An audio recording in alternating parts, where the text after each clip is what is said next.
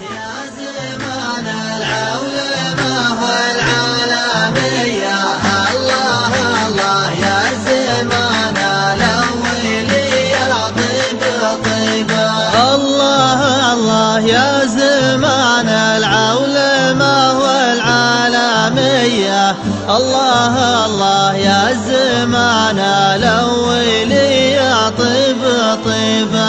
في زمان العولمة بعض العرب ما بحامية، ضاعت اسهم الرجال وخوانا صاحب صحيبة، الله الله يا زمان العولمة والعالمية، الله الله يا زمان الأولي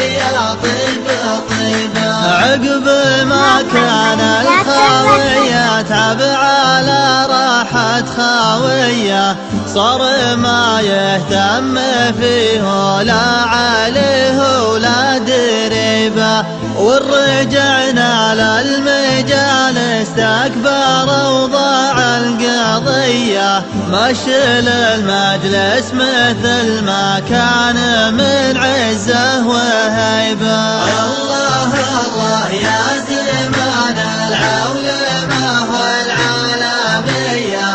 الله الله يا زمان الأولي طيب طيبة. مجلس ما فيه لا شايب وقار ومقدرية، والشباب ينقد الشايب ولا ينظر لعيبه، لو يشوف عيوب نفسه والعيوب الداخلية